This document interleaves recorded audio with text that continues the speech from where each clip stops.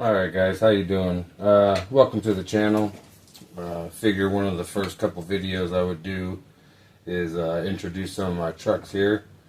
So I figured we would start with the biggest, and if you guys like the way the videos go and are interested, I would kind of do the rest of them back there. So, start with this one here. This is the Danchee RidgeRunner. It is a crawler made by Red Cat. There's a couple things that I've done to it, a couple things that I want to do to it. So we will start out with what is done to it first. Start out with the obvious. I cut the body here all the way around for better clearance. Now I can actually run the body further down and get more clearance out of the body without it rubbing the tires. Thing I did here is different wheels and tires. They come with some pretty good wheels. They're just not the stickiest of wheels, I guess. Not the best looking of wheels, honestly, just plain black.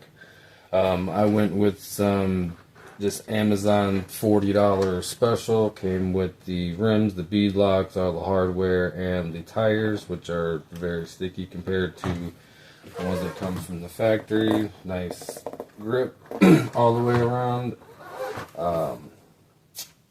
There is one thing I want to do to these, but we will get to that later on in the video.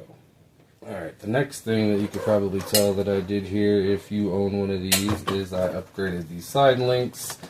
Pretty common thing to do to these. They give you a lot more clearance. They are a lot stronger than the plastic ones from the factory.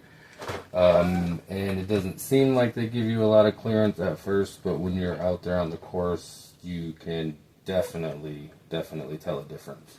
I actually probably put some clips of this running through the course before and after I did these, just to kind of show you the difference between the two.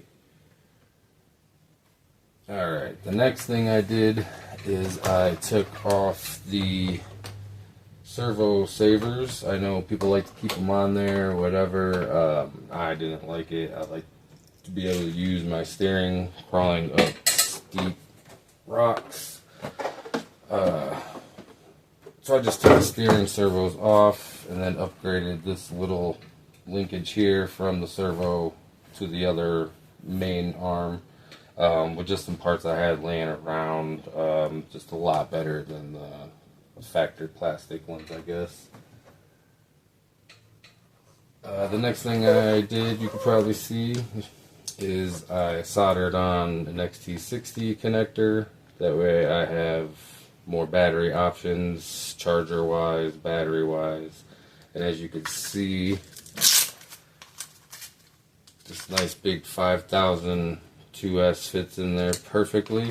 It actually pretty much looks like it was made for it. You do have to find your own Velcro straps, which everyone I'm sure has laying around. And the next thing I did, and the last thing I did, was I just added this underglow that I had laying around from a different light bar. So that worked out perfectly. Your regular style ESC plug. Actually took one off of an old servo that didn't work and soldered it onto the lights, and everything works perfect. Alright, now we will get on to what I want to do to it. First thing first is I would like to get a different body. This one, it's decent, but I would like to go more scale, if you will. If anyone has any suggestions on anything that would fit, go ahead and leave a comment down below. Give me some ideas. Let me know down in the comments what you've done or what you know works. Next thing I would like to do that I brought up earlier is I would like to cut these tires. I don't know if you guys have ever heard of that before, but I would actually go around and cut every other knobby off of the tire. which would just give it way more bite.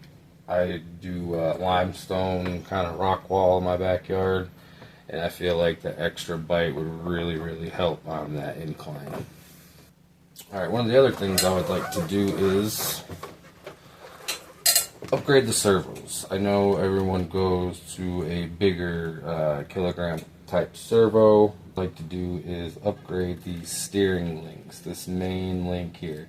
See all this flex and bend it has to it? It just really, really makes the steering kind of sloppy on the trails. Alright, the last thing I would like to do to this is do different shocks. Not sure which ones yet. I would like to do the shocks on more of a angle as well, which I probably have to drill. I do have to drill different holes in the frame, which is not a problem to me.